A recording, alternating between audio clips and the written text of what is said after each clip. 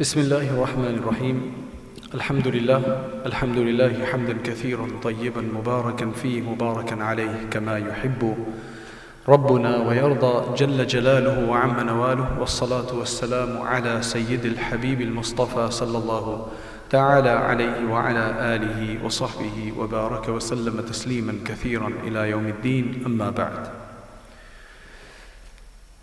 قال الله تعالى في القرآن المجيد والفرقان الحميد: ولقد أرسلنا رسلا من قبلك وجعلنا لهم أزواجا وذرية.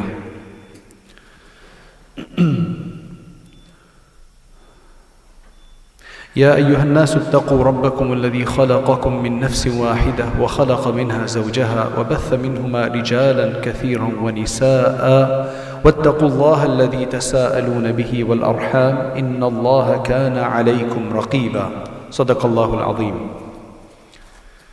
So, my dear brothers and dear sisters, dear friends, we're going to speak about relationships, particularly to do with marriage, but these are transferable discussions that we're having, and inshallah this will help in all other areas as well. And so hopefully Allah subhanahu wa ta'ala make it beneficial for us. So we're speaking about trying to get a happy relationship going. What exactly should this relationship be? Marriage is so many things to different people. Different cultures have different ideas about marriage, and for some people it's just a chore, it's what you have to do. When you get a certain age you have to do it because you have to procreate. If you don't do it, everybody's going to be asking you. Some people get married because they just don't want to deal with the question of when are you going to get married, brother or sister. But it carries on, because after you get married then it's like, when are you going to have children? Any news yet? It's like, what do you mean by news? Any news yet? You know. So what exactly is marriage? And because of the mixed understanding of what marriage is, there's a lot of problems. We don't know how to deal with it because we don't know what the purpose of marriage is. Marriage ultimately is the coming together of two people in the name of Allah subhanahu wa ta'ala to procreate, as is the sunnah of Allah in this world. However, it's not that easy. Everybody puts their focus on marriage in the preparation stage. The amount of effort that is put on the 2 or 3 or 4 or 5 or 10 days of marriage is more than they actually put into the rest of their life. The amount of effort that they put into the focus on what they're going to wear, who they're going to invite, what the food is going to be, and so on and so forth. Very few people actually think, how is it really going to be when I get... They have these romantic ideas of what they think the fantasy is all going to be about. But very few people actually start understanding, I'm going to be with another human being that comes with their own independent ideas and desires and thoughts. It's no longer what it used to be 50 to 100 years ago and before, where it was pretty standard. Everybody knew exactly what marriage was all about. Because at that time, men worked in either some kind of business or the fields or the farm or something like that. And the girls came and they got married and they had children and they cooked and they cleaned and they were part of the community. Girls weren't educated in those days. Very few women were educated in those days. Now women are also educating themselves. They also want careers, right? So it becomes a lot more complicated, right? It becomes a lot more complicated.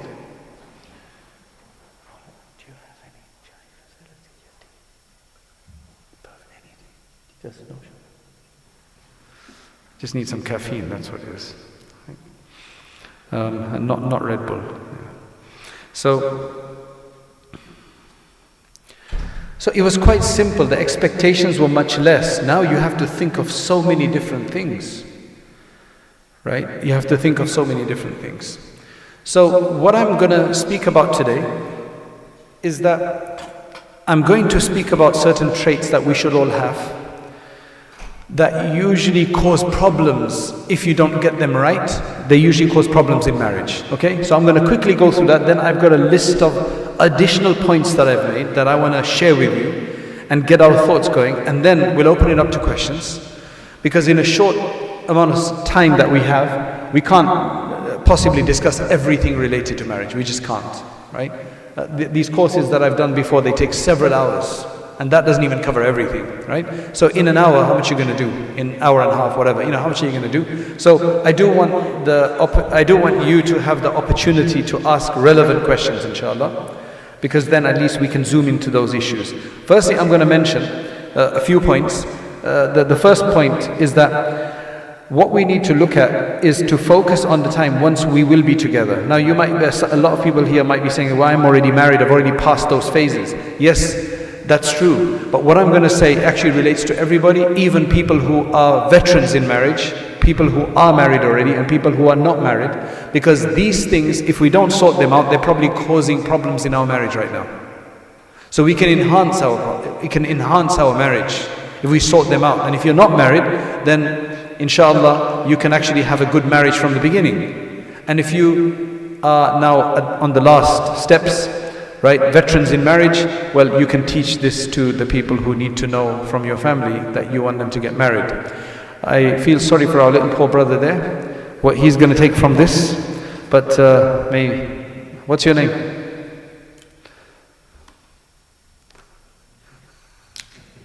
MashaAllah. What's your name?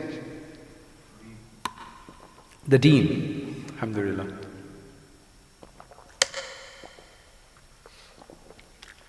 Deen, if you don't understand something, put your hand up, okay?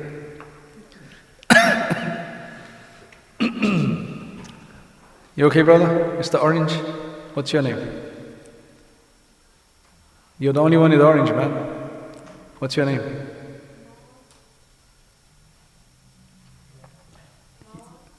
Louder.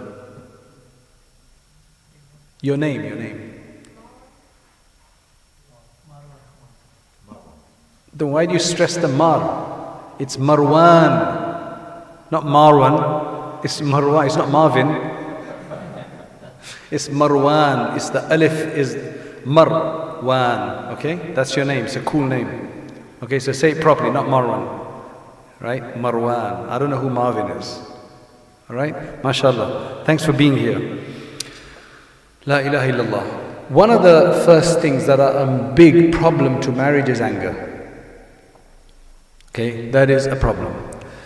If you've got a problem with anger, you need to sort it out, otherwise it's going to mess your marriage up. If you are already married, it probably is spoiling your marriage. Okay, we just want to be honest and have these honest, reflective discussions today. Okay, how do you sort out anger? Personally, what helped me, and I think I had a bit of an anger issue, I probably still do, right? My wife has helped me a lot, but I think one thing that helps a lot in anger is to read the Quranic verses regarding it. And I did a whole series of lectures on anger, and then the hadith about it. And you understand what the Prophet ﷺ is saying, and then when you know about this, when you find the triggers of anger and so on, and then you try to control yourself. Now, there are also amazing courses out there on anger management. And you owe it to yourself, if you've got a problem with anger, to go and take a course. And you can take it privately online if you want to. Right? You don't have to tell anybody about it, but really it will spoil your relationships. Because anger is just one of those indiscriminate, fiery, shaitani ideas that when it goes in excess, it just causes a lot of problems. You have to remember that Allah subhanahu wa ta'ala creates everybody. So Marwan, you and everybody here, Allah has created us with a set of qualities and a set of challenges and weaknesses. So if you compare just 2, 3, 4 brothers and sisters, one family, right? Same parents, same food, etc. You'll see that one of them is slightly more laid back than the other. One of them gets a bit more angrier than the other. One of them is a bit more stingier than the other. One is more generous than the other. They all have different traits. And a parent's responsibility and our responsibility and a teacher's responsibility and our own individual responsibility is to figure out what my qualities are and use them for my success in this world and hereafter. And figure out my weaknesses, like I've got an anger problem. So then to suppress it and control it. Allah makes everybody unique in that sense. Our job is to use our qualities and to control our defects. That's what it is. That's it. There's nobody perfect in this world. Only the prophets are made as perfect as you can get. Nobody else is perfect. We all have issues. And if we don't focus on that, now how do I know I've got an anger problem? Let me just very simply compare myself to my brothers and sisters. Do I get more angry than the rest? Then I've probably got an anger problem. Compare myself to my friends. Do I get more angry than them? I've probably got an anger problem. Have I caused problems with others because of anger? I mean, come on, we should know this by now, right? Okay, number 2. Again, this is just to give us an idea of how to look at this, right? Number 2, am I very sensitive? Am I very sensitive and start crying for small things and stop talking to people? Right? Some of these things are more in women, some of them are more in men, right? So it just really depends. Very difficult to live with somebody who's on small issues stops talking to you. How do you live a life like that? Deal with the matter and get on, carry on. You just cry for free. You just keep crying on small things. And there's some people on the 27th night, they can't even cry even though they try to. And you, mashallah, something small happens and you just start crying. So if you do have that issue, we need to sort it out. And the way to sort that out that I found to be useful for many people is that as I've suggested to many people, is that start reading the Quran with meaning. 1 or 2 pages. And then every time you feel sensitive, start reading. Just take the Quran, start reading on your phone, wherever, and you'll find lots of things to cry about. That way you'll channel your emotions in the right way and you'll get something for your crying. Okay? Number 2, if you can't do that at that moment and you really feel like crying because that's what you've been doing, just pick up your hands to Allah and cry to Allah instead of just crying for free. You can't live like that. Deal with the matter and get on with it. Once my son came home from school, he was about 7, 8 years old, I think. And I just heard him saying that I'm not talking to my friend. Right? Marwan, you've been through that kind of a thing where somebody doesn't want to talk to somebody? So I said, where did you learn to stop talking to somebody from? Who taught you that? We don't do that at home. We just say what we have to say, we deal with it, and we move on. Right? You don't stop talking to... There are valid reasons to stop talking to people in some cases, right? But you deal with the matter. So what we usually say is that, look, deal with the issue and then move on. Number 3, are you addicted to something? Are you too into something? If you're really into your football and you're going to get married, come home, or you are married, and you come home from a long days of work and you just want to watch football or Netflix or I don't know, whatever else it is for 3-4 hours, that's going to cause a problem. Are you really into your family in the sense that even after you're married, you're still going to be rushing to your mum's house all the time? And you're just about going to spend come home to cook or something? You understand? These are all issues. A marriage needs a whole new approach. You're a new person. You're now a husband or a wife. You're no longer just regular Ahmed or Aisha. You understand? You're a new person. You're going to be a father, hopefully. You're going to be a mother soon. So, Jazakallah. Ji? It'll cool down, sir. Inshallah. Jazakallah. You could have just put a tea bag and do, there would have been enough. MashaAllah, you made like proper tea, man. Ji? You don't do that here? Okay. Jazakallah. MashaAllah. So now I'm going to, so now you understand how to think about this. Think in your life, what are those things that will create some abrasion and some turbulence between somebody else? In any relationship of yours, you should think about those things and sort them out. It's really worth it. Otherwise, you'll only tolerate it for a certain reason, for a certain amount of time. In the last 1.5 years, I've dealt with about 3 to 4 20-year-old marriages. Meaning marriages that are 20 years old. Not marriages of 20-year-olds, but 20-year-old marriages with children who can be married. And now they're going to break up. Because their marriage has been messed up for the last 15 to 17 years and they've not done anything about it because culturally they couldn't, because the culture's messed up, or they were scared to do anything about it, or they got bad advice. The advice that I'm going to give based on this is that if you have issues, get help sooner than later. Really, get help sooner than later. The reason is that initially you'll have one problem. Now, everybody's going to have problems in marriage, by the way. The Prophet ﷺ's daughter, Fatima radiallahu anha, once he went to visit Ali, he had something to say to him, ask him, wanted to meet him. So he got Ali radiallahu anhu, he got to his house, Fatima radiallahu anha opened the door. Where's Ali radiallahu anhu? Said, oh, we've had a little bit of an issue, he's in the masjid, right? So the Prophet ﷺ went to see him in the masjid. So everybody's going to have some kind of issues as you get to, and if you do this well, you'll start having lesser issues, right? It's never 100% perfect, just remember that, it's never 100% perfect. You have to know how to deal with the issues, that's what's important, you have to know how to deal with the issues. So the less issues that I create by thinking about them from before, or by thinking that I need to, then the less chance that your children's lives eventually lives are going to be punctured by a divorce or a separation, or just constant turmoil in the house. So in the beginning, there's going to be one issue, for example. Now, not everything is a big issue. Things can get resolved if there's a will to resolve it. The issue that I'm talking about is the one that stays for multiple days and gives you sleepless nights and aggravates you and it doesn't get sorted out. That's when you need to get help. You don't go around to your mum each time that something happens. And mums are not the best places to go all the time either, because they're very, very biased. Except in some cases where they're very, very objective and very fair about it. Okay? So we're not talking about small issues, we're talking about issues that last. Get help. Because when you have one issue, it's like you've gone a bit into the ground.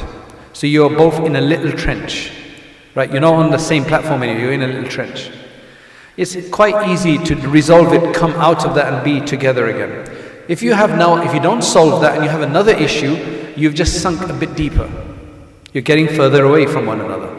Now imagine if you don't deal with these issues.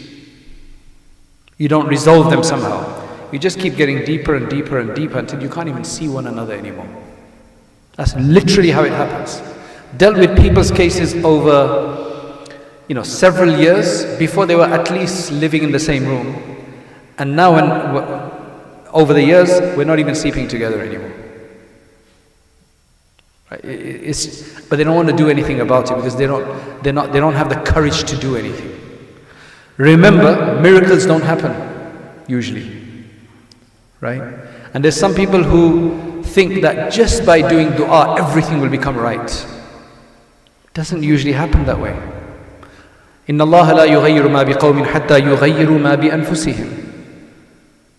Allah makes and pushes the change once you start making the effort. They're not willing to take that gamble. I call it a gamble, but it's not make that effort of doing something different. They do the same old, and it doesn't work. And they think one day it's going to work, and it doesn't work. Get help sooner than later. I know I'm not necessarily being as detailed, because then, I'm going to discuss these things. Now, what we have to remember is get help sooner than later. Now, I'm going to share with you certain other points that are points to think about, and then inshallah we'll move it on to you people. Now remember, in any relationship, let's just say there's a brother who's been married for 20 years. When they got married 20 years ago, they were literally different people than they are now. Humans change. Even the studies on the brain shows that your brain will be quite different. The way, the form of it will be very different at least every 10 years. Our desires, our thoughts, the way we do things, our maturity level, our experiences, they change a lot throughout. And thus our partner will change as well, and we can hopefully change for the better. Now what's going to happen? Think about this. You get married, so now you become a husband, you become a wife. Very different from being that individual. But if you still want to act just like a bachelor, then Clearly that's wrong, because you have to play the role of a husband or wife now.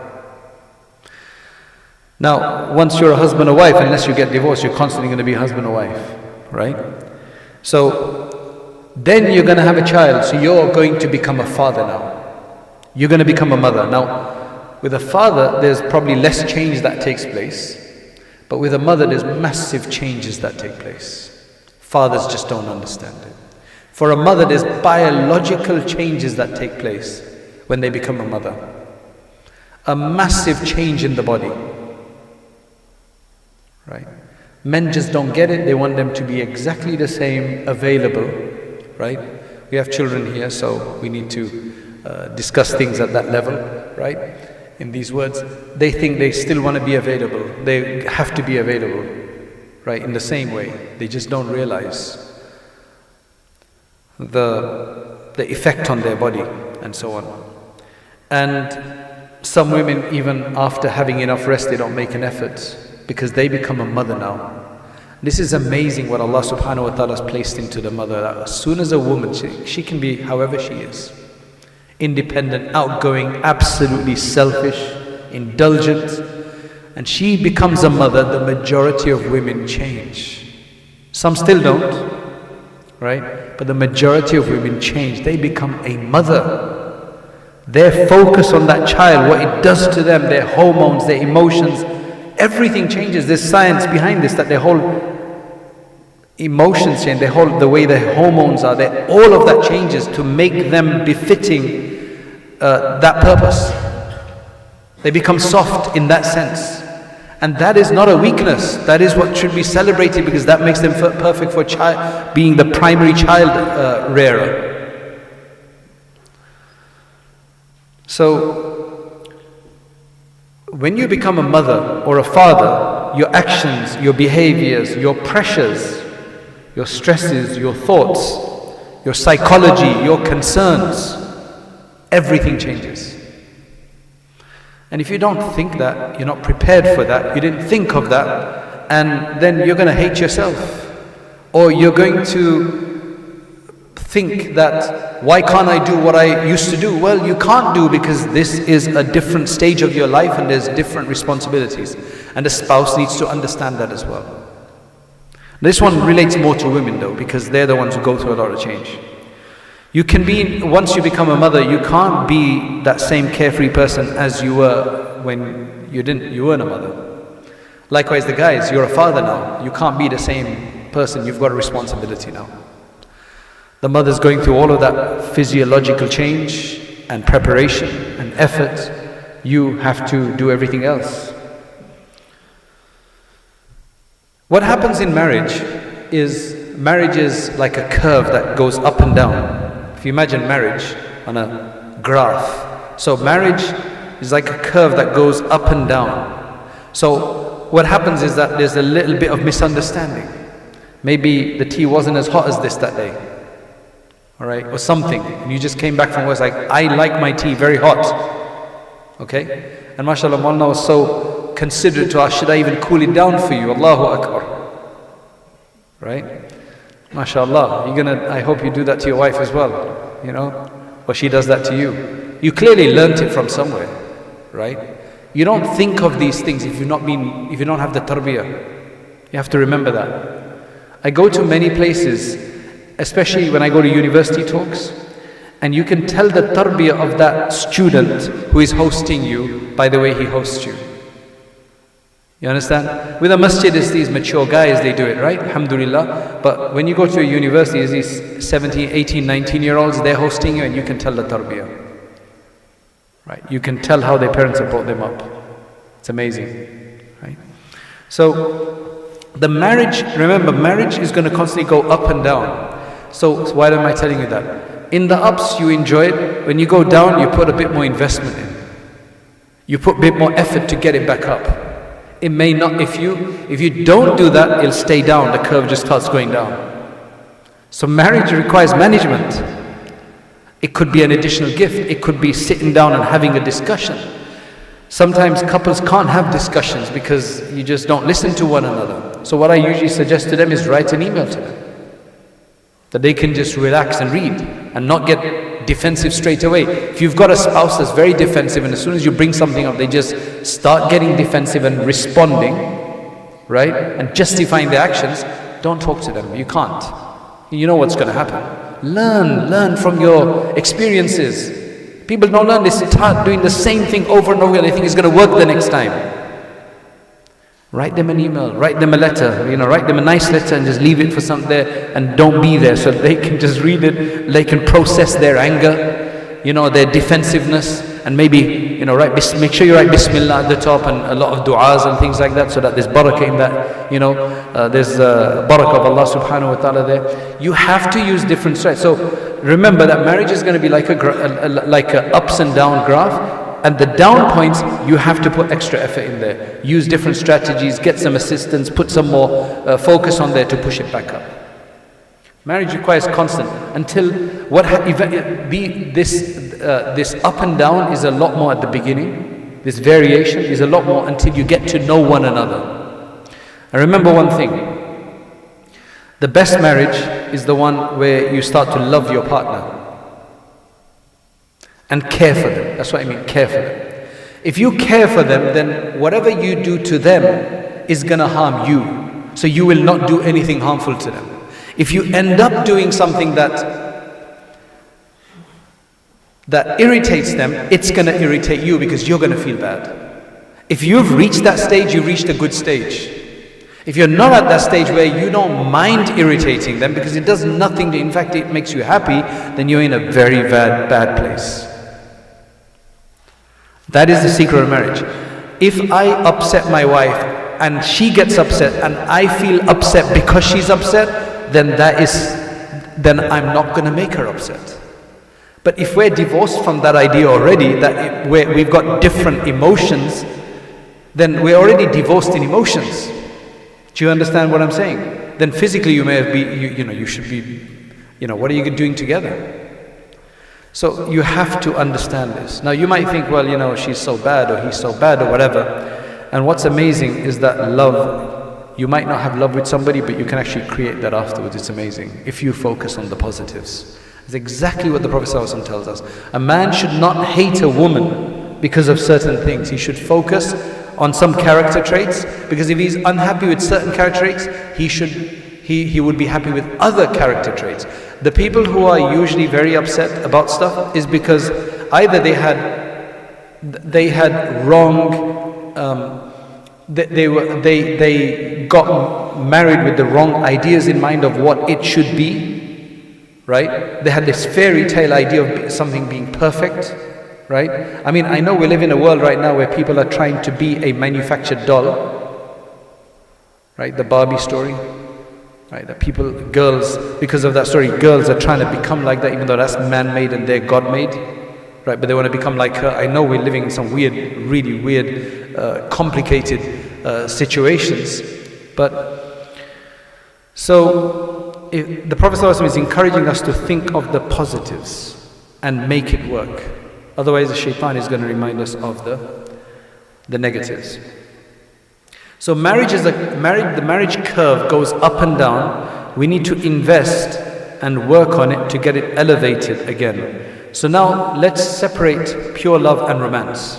Romance is that butterfly feeling, when you're flirting with somebody, when it's prohibited or when it's new. So novelty brings romance, and usually, right? And illicit relationships bring romance. Then when you actually get married, it becomes boring for some people. And that's really a downer. That's why we don't allow dating in Islam. Because once you get married and it's like, I've got her now, there's no challenge left, it's going to become boring. Not to say that's the case all the time, but let all of that happen in the marriage and let it carry on forever. Discover one another properly. You have to do some background checks before you get married, but once you're content with as much as you can find before you get married, then once you get married, then it needs to be that whole discovery of one another and an investment from both sides. So romance can decline though. Remember that your marriage is not about romance. Romance can decline, but your love has to intensify and enhance. So somebody asked me a question, that how does your love increase after you've been with somebody for a, doesn't it get like old? Doesn't love get old?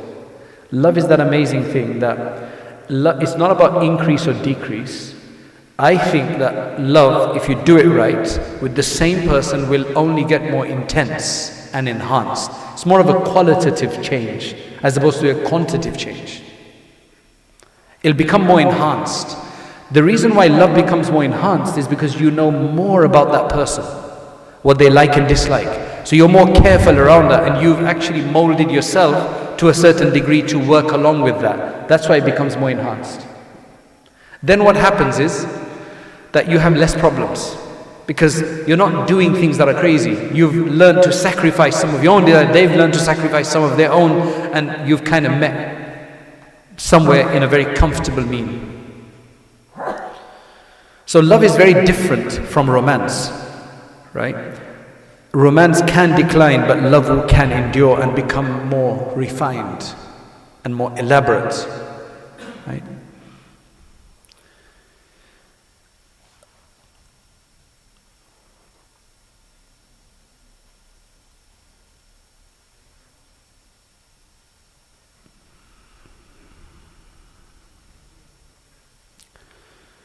What's going on nowadays that is causing a massive problem?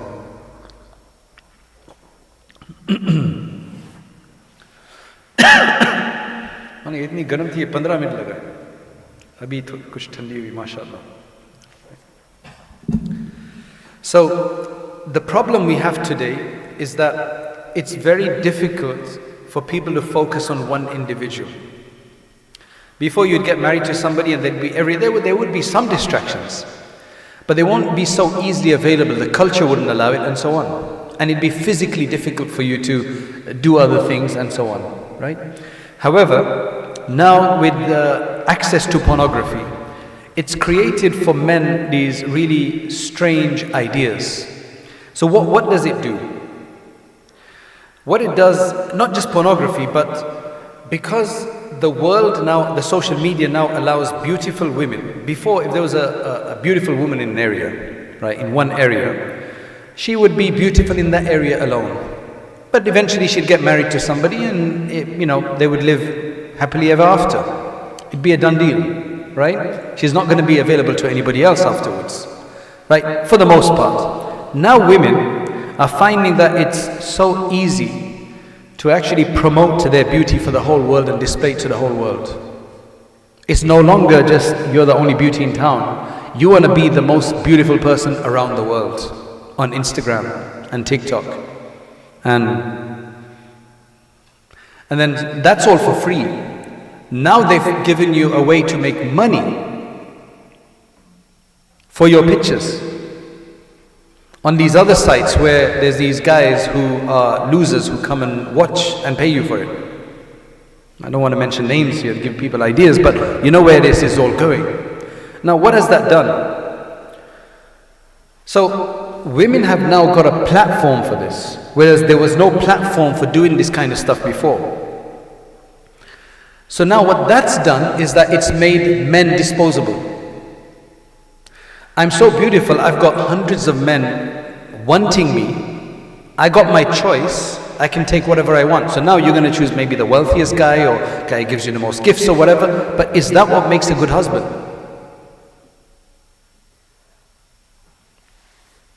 They can leverage their beauty today as they've never done before, because they can have millions of followers.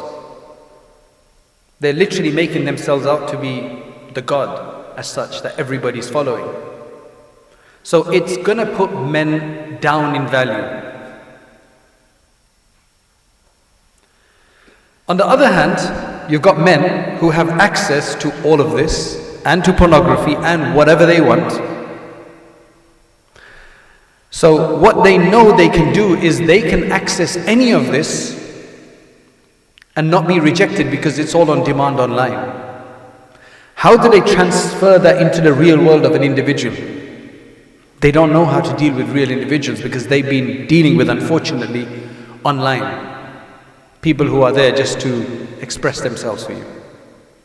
So can you see how the whole thing has created such a complication in people's minds? That's why men and women are getting further apart. One person is mentioning that within 5 doors, 5 houses around him, there are 3 or 4 women who are over 40 years old and they're not married yet. They're not married. You have to avoid this stuff. Men and women are going further apart. And even if they do come together, because in Islam we bring them together, because there's all of this confusion in the minds, it's just not letting it stick together. There's no value for one another.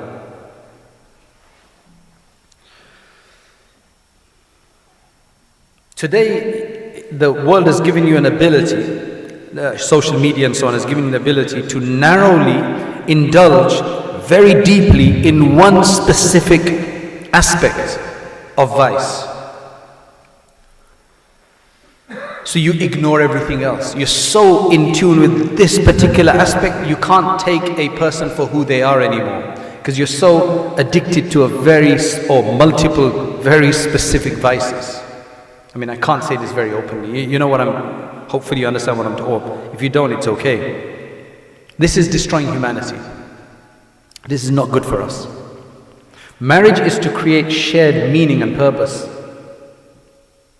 There has to be some shared meaning and purpose. What we're going to do in life, where do we want to go with this? Because that is the Islamic view of marriage. My book on marriage, you know what the last chapter is? Husband and wife in paradise. Because when you read all the verses in the Quran about paradise, when you read verses about paradise and you read the hadith, in fact, there is no bachelor in paradise. Do you know that? There is no single people in paradise. Allah has created humans to be together with a husband and wife. As a couple. And in paradise you will, if you get there, you will have a couple. You will be a couple, even if you've gone as an individual, as a bachelor. Because if you're a man, then there are women who've gone single, they'll hook you up together. Right?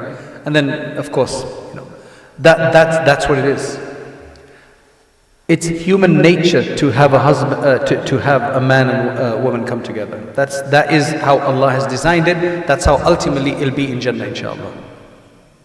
Read the verses. Ma'a azwajihim, they'll be with azwajihim, with their spouses, with their spouses, with their spouses. You're not going to be with your father in paradise. You're not going to be living with your mother.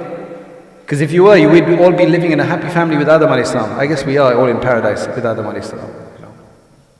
You're going to be with your spouse. Your children are going to have their own family. And their children have their own family. Yes, you can visit one another, but that's what you're going to be.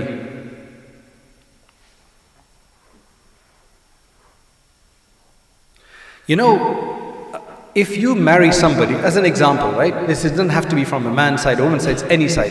If a man marries a woman because he's just struck with her beauty, then most likely he's going to let her take advantage of him. Because he's just mesmerized by the beauty and she knows that. You think they don't know? They're just going to take advantage of you and then you become a loser. And it doesn't work that way. It's not about not taking advantage, it's just that you're doing the wrong thing. Plus, if you get married just for beauty, I'm not saying beauty should not be thought about. Yes, you do. You do need to be married to somebody you're attracted to. That's definitely something you should be focused on. Right? Both husband and wife. But if you're just focused on beauty, is marriage about having the most beautiful person? You're going to put her in your front room on a stage and she just has to sit there for you for 24 hours and you're just going to watch her because that's what you got married to her for. Or are there multiple other things that a husband and wife are required to do? Right? So that's what you have to think about here.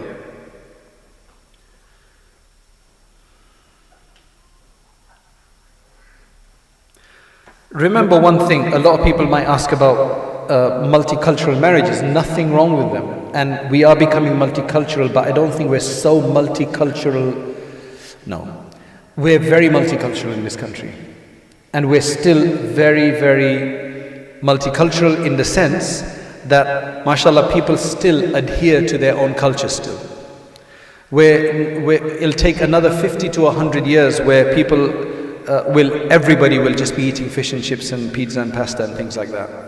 Or actually no, I think it's going to be biryani and karai gosh, because that's the most famous, right? You know what I'm saying? It takes a while. So what we have to do is, when you get married, you want to improve the chances of getting married. So you try to get married to somebody as most compatible as possible to you. Otherwise, there's nothing wrong with getting married to different cultures. Nothing wrong with that. Absolutely nothing wrong. But already marriage is between two individuals with their own ideas. You still have to get used to both of that. So two people from similar backgrounds will usually have a higher rate of success. Why? Because they already know one another's expectations and culture. At least that much you don't have to worry about. Right? Whereas when you get married to a new culture, not only are you learning about the individual, but also their culture. And you're going to be expected to do. And don't tell me you're not a cultural person. By the way, is there anybody here who's not a cultural person? Who doesn't believe in culture, who tries to be non-cultural? Can you tell me? Is there anybody like that? There must be somebody. There's always somebody. No? There's a lot of people who don't like being Pakistani. I don't like Pakistani culture. I don't like Indian culture. I don't like Somali culture or Yemeni culture or whatever it is. And you know what? That's fine. But you still have a culture. You're just going to take out certain things of your culture and put something else in there. That's all you're doing. And we've already done that by living in this country. In this country, you can no longer be fully Pakistani, fully Indian, fully Yemeni. You can't be. It's impossible. I'll give you an example. When you go back, if you are originally from Pakistan, you go back to Pakistan, you frown and disapprove of some things that they do there, right? Because you think you know differently. You've already changed. That's just the way the whole society works. I have neighbors who are of different, ethnicities, and I take the best from them. And I avoid the bad even of my own culture. That's what we're supposed to do. The Prophet ﷺ in Medina Munawwara, he kept the good aspects of the Arabian culture. He didn't destroy it all and say, I brought a new culture for you. Islam doesn't do that. Islam just gives you paradigms and boundaries and rules and principles. Say whatever's good in it, every one of our cultures has some very good stuff in there. And it also has some weird stuff. We take out the bad, we keep the good, and we take any other good from anywhere else. Nothing wrong with that. Right?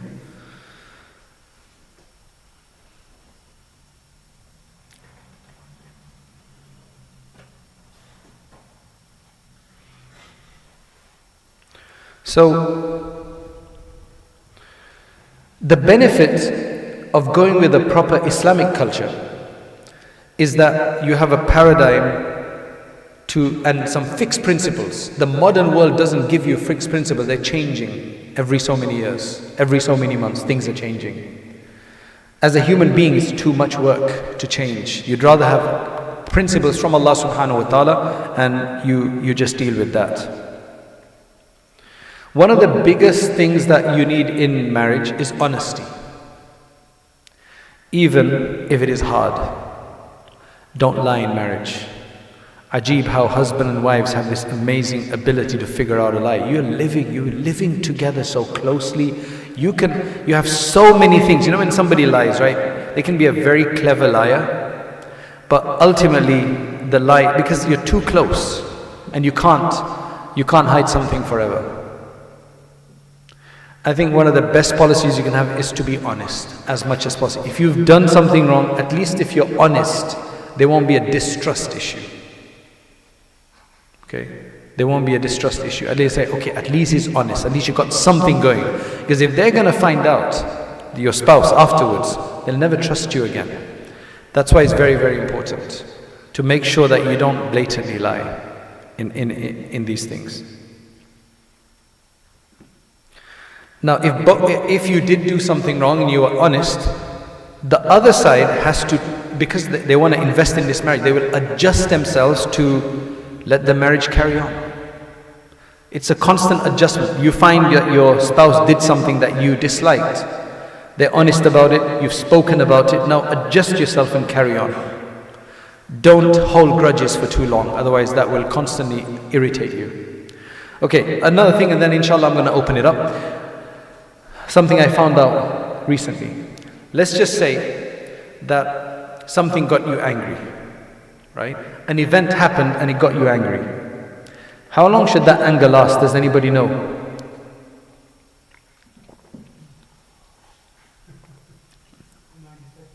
Oh, you were in the other masjid. That's why.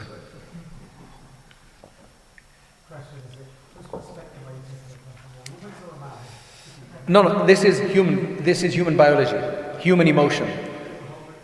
So yeah. So this is what I'm going to speak about. According to the studies, what is anger? Anger, when you get angry, when something irritates you, something irks you, what happens is that there's a release of a hormone called the cortisol. Now, that flushes through your system. How long does it take to flush out once it's been released? About 90 seconds on average. 1.5 minutes. So it may be very difficult within 1.5 minutes to compose yourself, unless you're very good at this and you've practiced it. So 1.5 minutes, okay. But after that, let's just say that an event took place yesterday. Yesterday was Friday. A little event happened, you got angry. Now, you can either deal with it, get over it, because the hormone is gone, it's been flushed out of your system. However, if you want, what you can do is you can keep bringing it up, making yourself angry and keep releasing it. Basically, on-demand Netflix of misery. You understand? On-demand Amazon, you can order it anytime. You can do that if you want to and keep getting angry. It's like, what's the point of getting angry? Of spilt milk? It's done. Let's deal with it and move on. That's very important to understand.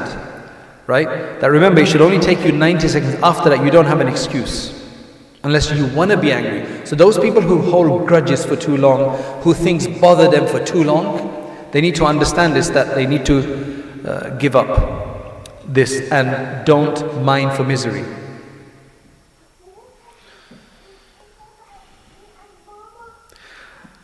Usually mothers are very involved with the children, right? And the fathers, they think that they don't have much to do, so they take extra time at work, or they go out with their friends, they play football, they're on a laptop while the mother's waiting in bed and he's on a laptop in another room doing I don't know what, and so on and so forth, right? So men think that they don't have to be part. And you have to remember that once you get children, the children actually need both male and female energy in the house, which they get from their mother and father. Both girls and daughters and sons, they both need male and female energy. And there's a lot of studies now that have taken place and are taking place about where an absent father syndrome, and what that does to the women, to the girls. According to some research, it shows that girls who don't have a father figure in the house, they'll actually biologically start menstruating sooner than other girls. That's one thing. Emotionally, they'll be, subhanallah, emotionally they will fall for older men in the beginning. They're looking for that father figure. So it's much more easier for them to be groomed, because they missed their father, and it's like humans need that. We're not helping. Also, when it comes to the malicious mother syndrome, sometimes you have you have a lot actually. Unfortunately, it's happening too much. I know at least 10 to 15 people now, right, where they're divorced, they're separated, and the mother is not allowing the father to see the child. I know 10 to 15 people personally, right, that you can see how, and the mothers, they're doing this out of spite. They're doing this out of narcissism. They're doing this to attack their ex-husband. And they think it's great. Now this is what the studies show about what the children, how it harms the children, right? So it says that the children brought up in that kind of a single mother marriage, single mother parent, because of this situation, they're going to grow up, because the mother's usually going to convince them that your dad's a bad guy, I've saved you, right? I've played very hard to save you.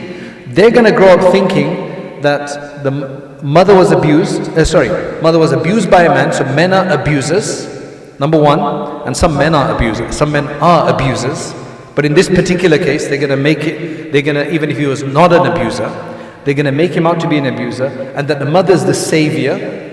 And then as the child gets older for marriage, he's constantly going to be looking for vulnerable women, thinking that I have to save them. Because he's been growing up looking after his mother, ultimately because he's always seen her as vulnerable, because she's made herself out to be that way, that I'm alone, I'm single and so on, and your father's a bad guy and all the rest of it. He's going to try to rectify that by trying to find battered women to try to marry them, to try to sort them out, and it doesn't work. It's this really bad cycle they're putting them into. So one has to be very, very careful. Remember, children need both the parents' energies. Very important.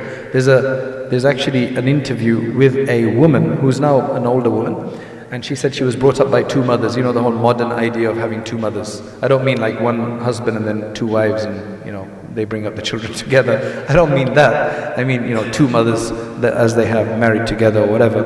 And she said, look, they were wonderful people, but I miss, you know, it's not the same as having a father figure. What males can provide, women cannot provide, as much as they do anything. And what women can provide, the males can never provide. So you need both of those, both of that. And that the only way to do that is actually to have a healthy relationship. That's why, according to one major idea there, is that parenting is actually to fix yourself. You fix yourself and you can be better parents. So the most important factors in a marriage are the husband and wife.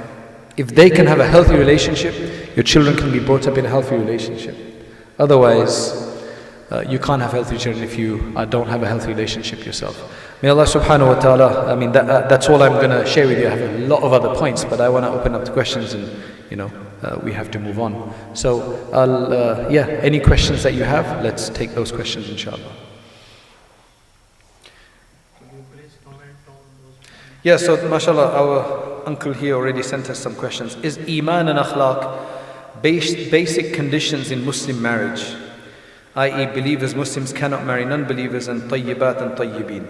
Right, so Allah subhanahu wa ta'ala thus says, At-tayyibatu lit-tayyibina, and al-khabithatu lil-khabithin, wat-tayyibatu lit-tayyibin, what's after that? At-tayyibatu lit-tayyibina, wat-tayyibuna lit-tayyibat. So yes, pure chaste women are for pure chaste men, and unchaste men are for unchaste women. And what that basically means is that usually that's what you're going to look for. You're going to look for somebody like yourself, usually. So there's a number of people who've wanted to have a stunning wife, right? Who literally is an eye turner for everybody. That's what he was, a trophy wife. And then mashallah, he got some guidance and he's changed his ways, but now she's not ready yet to change her ways. And he's in a dilemma. So one of the ways to understand this verse is that you should obviously choose somebody like you, but then it's discouraging you to choose somebody who's not tayyib and who's not chaste, because why would you choose somebody like that? Then you must be like that as well. So there's some psychology in this verse as well to explain that. Now, maybe this is asking also that can Muslims marry non-Muslims? Now you have to remember that marriage is a religious idea. It's always been a religious idea. Now they've made it a secular idea.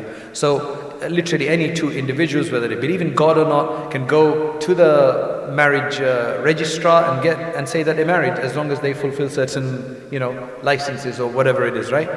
But in history, that's never been the case. Marriage was never a state idea, right? It was never a civil issue. It was a religious issue.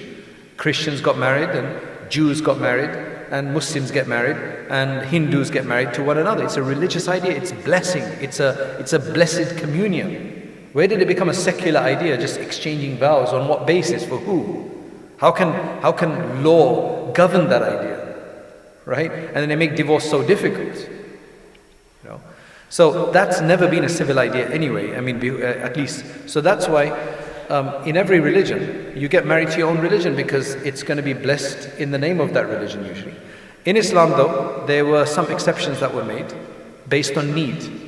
However, they're disliked. They're only done in a place of need, where if a Muslim man is unable to find a decent Muslim woman to marry, then he can marry a Christian or a Jewish woman.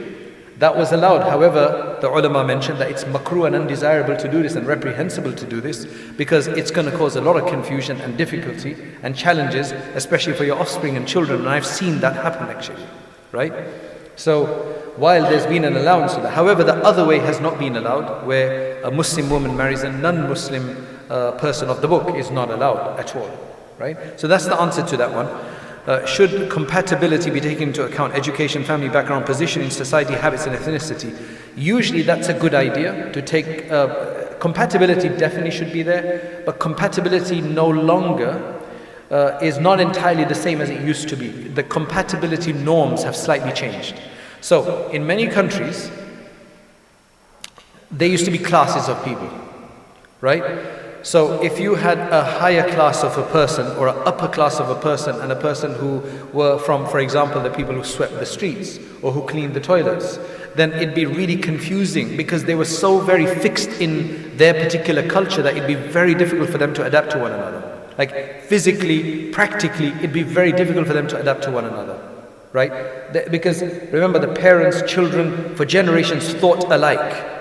There was no individualism in those days. There was all tribalism, and people were of different classes as such, and that's how they thought, and that's how they did things. And it was very difficult to change all of that, right? So we live in a place where it's more individual. I mean, you hardly find children. I mean, it's very difficult to find children who think alike as their parents. They have different ideas, right? So, what is compatibility? Compatibility. Today, a lot of this can still make sense. One rule that I would say is that usually a man can marry anybody that is equal or lower, but a woman should never marry somebody lower than her. What does lower mean though? We're not talking about necessarily class system, but definitely in terms of things that make sense. For example, if there's a man who makes less money than her, she makes more money, there's studies that show that there is going to be a lot of hazards in that marriage.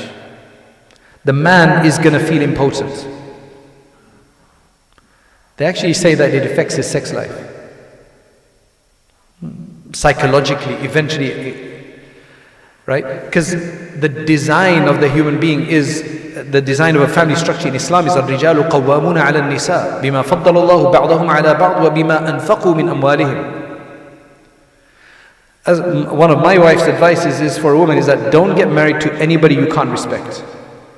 For example, right? As an example, the wife gets married to somebody who's makes lower money, less qualified. I've seen a marriage break. 2 lawyers in America.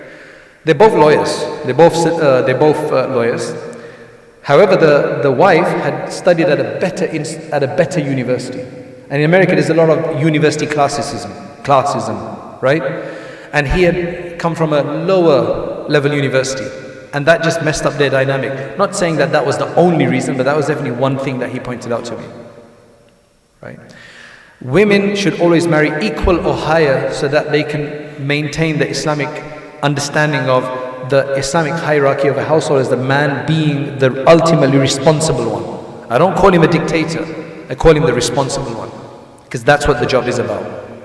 And if you can't respect your husband, let's just say that you speak English without an accent, and you get the girl, the wife, and she gets married to somebody who can't speak English properly, and that's a problem for her. It doesn't have to be a problem, but that's a problem for her, and she's going to be making fun of him. That's not going to work. That's why in many cases where people try to get their daughters, force them to marry their cousins from another country, and they don't want to get married, they're doing a big disservice. I want to say this openly because I've seen, they call me afterwards. A 40-year-old woman called me with a masala, some issue related to, I don't know, namaz or something. Like, only somebody concerned about their faith is going to ask you that question, right? So then, as we carried on speaking, she's telling me she's married to a non-Muslim. Now that shocked me. Because you're asking about something very particular of somebody who's quite practicing, and you're married to a non-Muslim. What does that even mean? And then she said, like, it's a long story. My parents forced me to marry somebody from my village or whatever it was, and we had no companion, I didn't want to marry, and so on. And they make it seem it's Islamic. So what these children then do is they think it's Islamic, so they start hating Islam. They don't realize that their parents are just using Islam. Because in Islam, you can't force your daughters to get married. I just got a question last week. The girl, it's from one of our countries. The girl is now asking, is my marriage valid? I said, why are you asking that? She said, because when they came to ask me that, are you willing to marry this guy? I said, no. Like I clearly said no.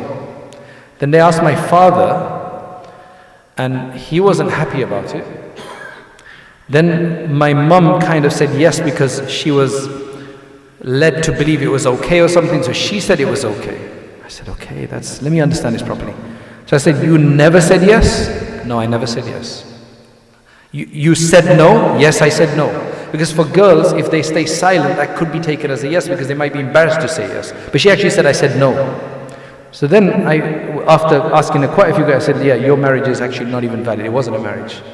Now, just to give you an understanding, let's just say that she had said no, or she hadn't said anything, or she was not even consulted, and her father married her off to someone. Then they told her afterwards that, look, we married you off. And she's like, oh great, alhamdulillah, that marriage is done. But if she said no, then it's finished. So it's a contingent marriage on her approval. I said, yeah, your marriage is not done. There's some really crazy things like that going on. Islam, in our Sharia, for Hanafi madhab at least, they've given the woman to say yes or no, right? So what was I saying? Don't get married, don't get your daughters, allow them to marry somebody who's of a lower status, because it spoils the Islamic hierarchy, Islamic system of the man being responsible. If she can't respect her husband, it doesn't work.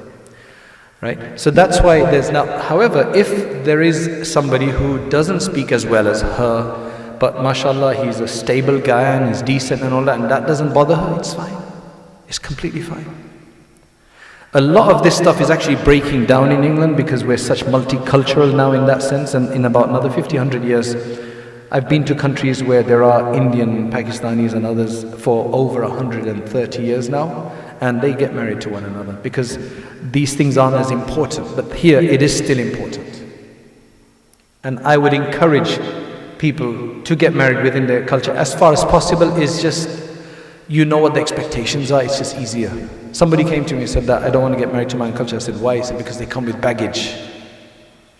So who do you want to get married to? A convert. I said, fine, but converts also come with baggage, it's just a different baggage. Everybody comes with baggage, right? It's just you got a bit tired of your own baggage, so you want somebody else's baggage, that's all you want, right? Okay, should compatibility, yes. Prenuptial contracts could include financial matters, any specific responsibility of husband and wife inside and outside the house, and any agreed rules to resolve disputes, agreed rules. Yeah, prenuptial contracts nowadays, I think, especially if you're a person with assets. So where I would suggest the prenuptial contract is if you've got assets and you're getting married like when you're older and there could be some issues. I think that would be helpful, because Islamic way is quite clear, but the issue is that the law gives 50% rights, and many women want to pursue that and just take it all over. So I think that sense is useful. Another place it's useful is, let's just say I had a case of a woman, actually no, I didn't have a case, somebody else had a case of a woman who was divorced from her husband because he was quite violent and stuff like that, and then after some years they wanted to get back together. Should I get back to him? She wanted to get back as well, but she was unsure because she didn't know how he's going to be. And I think the last time what happened is that it took a while for him to give divorce, because there's a lot of men, what they do is, even though his marriage is broken down, they refuse to give a divorce. And main talaq nahi dunga. Why should I do the haram act? No, you've been doing haram acts all your life. And now when it comes to this, like, I don't want to do it, it's not a haram act. Get out of it. Let her go. Sarrihuhunna sarahan jamila.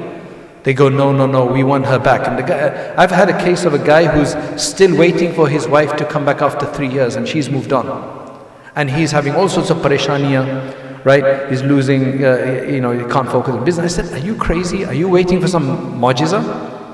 3 years, doesn't that teach you a lesson? Let her go, move on. There's a lot of other fish in the sea, man. Like, move on, find somebody else. So there's a lot of extremities, from that sense. So what the advice given to her was that, okay, get married, but take in your marriage agreement, you're going to agree, or he's going to agree to give you one option of divorce.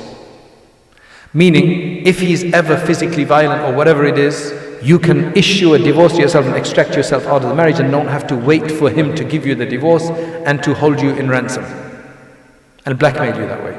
So there are some cases like that where we do allow, where you've got some concerns about the other side, then we have these prenuptial contracts. Okay, Bismillah, your questions now. Brothers and sisters. So Sheikh, just a quick one. Yeah. What you just mentioned earlier about a woman marrying someone lower than her.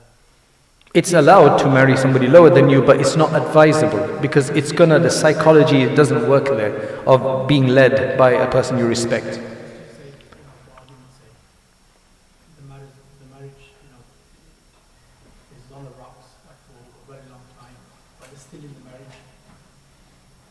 And so what advice would you give? I can't give any advice. I mean, if you tell me that the marriage is on the rocks, what advice? I don't know how bad the rocks are, right? I don't know if there's a boat that can safeguard him. So I'll need more details. I can't give. There's no way to give advice like so generally because that'd be unfair to do that. We need a lot more details. A lot of these, there's just so many variables, so many details that are involved in this, that all we can really do is to help people think their way through it. No Maulana can tell you divorce your wife unless they know you personally, right? And they know your wife personally, and they know your story, and they say, look, this is it. For me, if people call me up, if they're strangers, I listen to their story, I can just help them make their own decision. You understand what I'm saying? But we need more details for that, which you might not want to share right now. We can discuss it later. Yeah. There's a question from the sisters. Is it okay for the husband and wife to share household finances 50-50? If the wife earns more, is it okay for her to contribute more to the household? Okay, so is it okay for the husband and wife to share financial responsibilities in the home, and if the wife makes more money, can she add? Absolutely, if you want to. You can give all of your money to your husband or put it in the house. You can do what you want. All I'm going to say is what the principle is. The principle is, right, is men, be a man. Your job, our job as men is what's really interesting, all right? Now think of this. If my children have their own money from like some rich inheritance or something like that, and they've got, mashallah, a lot of money, I actually don't have to spend my money on them. I can spend their money on them. So your child benefit money is actually given to the parent, to be honest, right? So you don't need to leave that for your children. As long as you're spending on your children, it's fine. You can keep that money, is given to a family. And if you want to read more about that, go on to our fatwacenter.org and actually read the whole fatwa on there, because family child benefit is not exclusively for the children. It's for families with children to help with the children. Okay? It's not the children's money, as long as you're spending on the money. Okay? So now the main point here is that I don't have to spend my money on my children. I can literally take from my children the money that I spend on them for food. I'm not going to do that, but you know what I'm saying? I can charge them a rent for the room that they stay in if I want to, technically speaking. Right? Because you can do that. I'm not saying do that, but you can do that. However, if my wife is a millionaire, I'm still responsible to give her a decent place to stay, clothing, and food. And she doesn't have to pay a penny. That's a husband's responsibility towards the wife, okay? Now, if the wife wants to contribute without me obligating, fine. Now, as long as I'm giving her, and what standard? If I get a wife who comes from a family that shops at Selfridges, right? And I'm trying to buy her stuff from George Asda or from Primark, that's not allowed. You have to take both sides. I mean, if you want an elephant as a pet, you're gonna have to feed it that much, right? If you get a 5-liter engine car, you better put that petrol. It's not gonna work, is it? Otherwise. You can't then say, hey, petrol is too expensive, why do you buy that car then? right? Buy a 1.0 car then.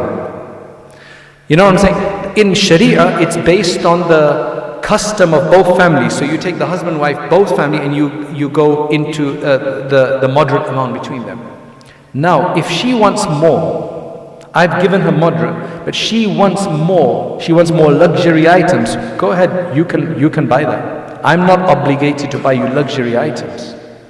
Now, if she just wants to contribute, that's fine. That's not a problem, right? If you're already in that situation, there's nothing wrong with that. Women can contribute as much as they want. But all I will tell you though, for the sake of inheritance later, you need to be very clear who owns what. Not as a way like I own that, you own this, just to know, so if there is a divorce or death, inheritance doesn't become complicated. Or you could say, we're going to put it into a single account, 50-50. You make that much, I make that much, it's 50-50, or 60-40. That means anything we buy is 60-40. 60 is yours, 40 is mine. Just make sure you have that understanding, not in a way to be greedy or to be, OCD about it, just so that it's clear as to what it is. But yes, women can contribute, that's fine. I think the man should probably pay for all the essentials, so at least he still feels like a man. Right, that I'm looking after you, and she can take him on luxury holidays. She can buy him expensive gifts. They're all extra anyway. She can take him for umrahs every year. Yeah. Yes. You only had one question? Allahu Akbar. MashaAllah. We had more questions than other masjid with like half the crowd. No. Yes, brother. Sorry.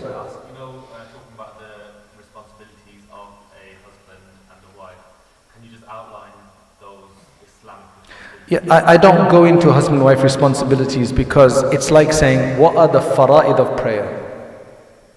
Right? It's a good question, and I'm glad you asked it.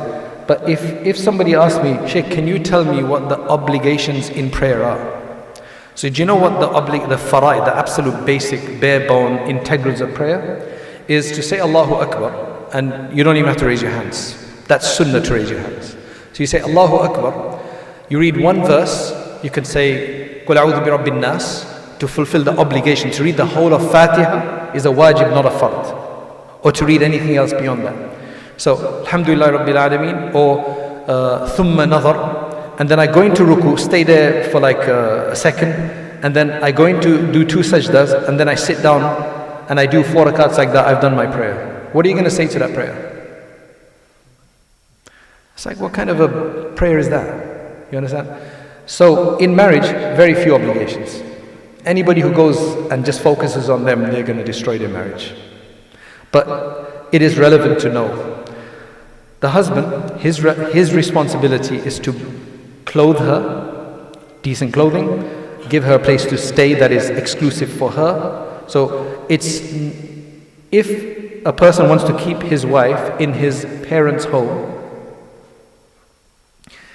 and she has her own room maybe, but not a kitchen that is her own, and bathroom which is her own. She has to share that, and she wants it separate. She has the right to demand that.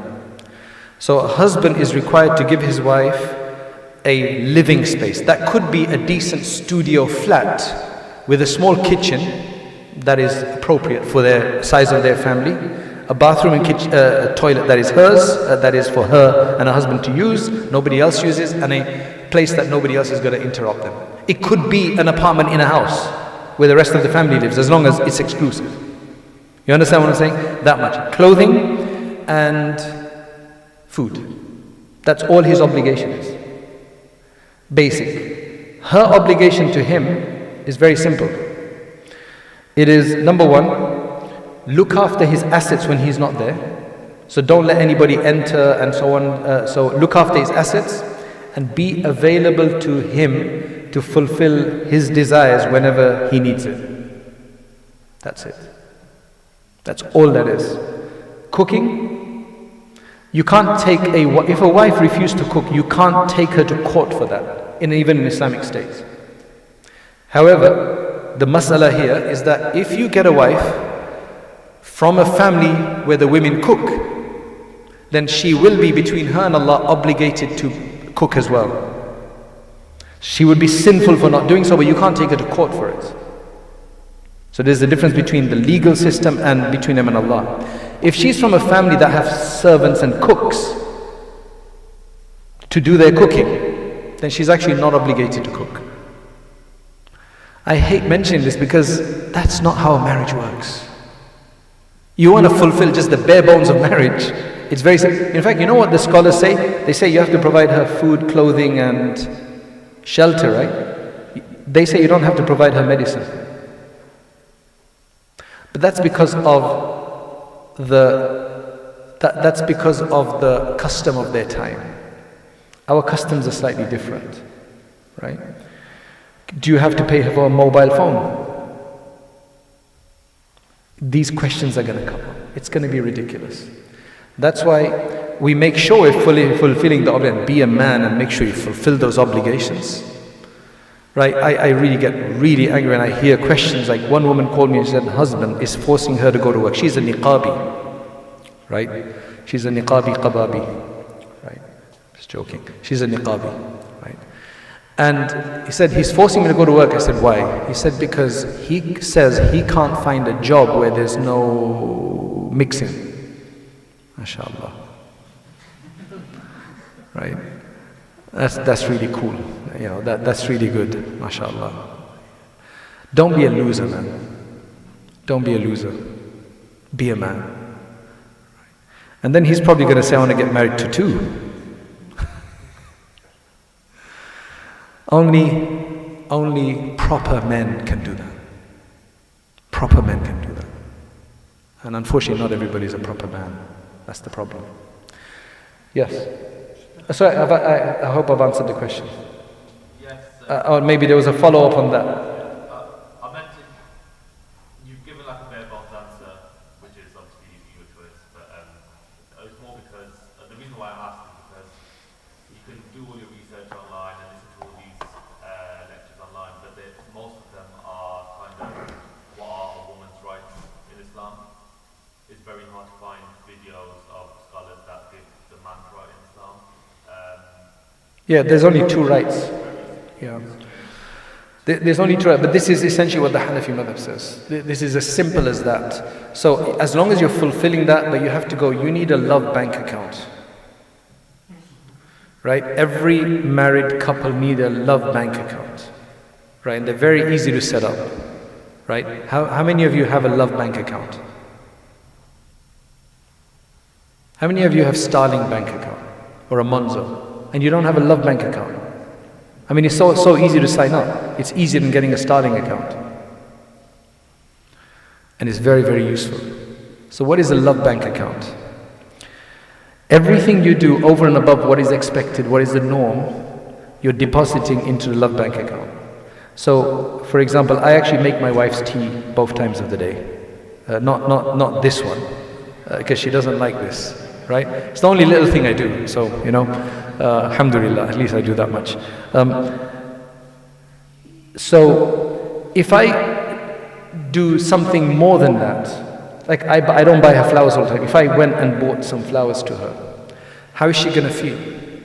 She's going to feel really good, right? What I've just done is I've deposited into our love bank account. I've just put a balance in. So when you start doing that, she, when I come, she said, look, what do you call it? I'm going to make, this, I made this specially for you. And I know that it's difficult for her to make, for example, but she went out of her way to make it. How am I going to feel? I'm going to feel good, right? So she's just deposited into the love bank account. Now what happens is, let's just say that this couple, the next day or the day after, they have a little misunderstanding. Shaitan comes into the picture immediately and tries to aggravate that and make it worse than it is. Oh, he hates you, he's probably got somebody else, or she's doing this, or she's doing that. These are all the weird ideas that come into your mind. However, if we've got a love bank balance, it's going to give her security that, no, he can't hate me that much, he just bought me some flowers the other day. She just made my special meal the other day. Do you understand? So you'll deplete from that, you'll take from that love bank account when you have these issues and you need this. Now, when I mentioned this in one place, you have to be careful with the flowers, okay? The guy, he said, Sheikh, you know what? After the lecture, he said, I bought my wife flowers and she got very angry. I said, okay, no, I know why. I kind of had an idea. I said, tell me, what did you do? She likes her flowers, she knows her flowers, and I went and bought some, I don't know, on offer flowers, I don't know what they were, right? And she's like, what, you bought me these kind of flowers? You understand? So if you're going to buy flowers, kuch soch samajh ke kuch khareede, right? Now, if you hear this and like every Friday now you go to Desco and you buy the same old flowers every day, she's going to get bored of that. That's not going to give any, it's like, yeah, that's all you know, you got no thought, bewkoof aadmi. Right? Kuch samajhta nahi, If she likes flowers, if she hates flowers, there's no point buying her flowers, okay? Buy some chocolates, some good chocolates or something. Money doesn't always, it's so easy to give money, unless you're a conjuice, then, yeah. Yeah, but you might be a very wealthy guy who just gives money and have no thought. So it doesn't work for everyone. Yeah. If you're giving more beyond your norm, like, okay, I'm going to give you a, you're right. But to be honest, if somebody, money is easy to give usually. Easy, not all the time, but for some people it's easy to give. But if you go and think, what does she like? And then you spend time to search and find something, she's going to be more excited. It depends on the wife though. I understand. Some like the money only. Yeah, you're right. Right? So if you buy the same old flowers, it's not going to do it, is it? It's the thought that goes in. It's a hadiyah. It's a gift. Has to be a surprise. Let's not fixate on flowers, okay? It could be anything. It could be anything else. Right? It could be anything else. I'll take the kids today. You do it all the time. I'll take them today. Something like that. Whatever it is. Keep adding to that. And remember, a constant supply of deposit into the bank balance is better than trying to do a lot one day and then I've done loads. Right? Any dentist here? Anybody who's a dentist? So I've got a question. You're a dentist? So let's just say that, every day you get up late in the morning and you still have to brush your teeth, right? For 2 minutes. And somebody's getting frustrated. He says, you know what? On Sunday I've got time. I'm going to do it for half an hour. So I don't have to do it in the week time. Huh? Is that's harmful, right?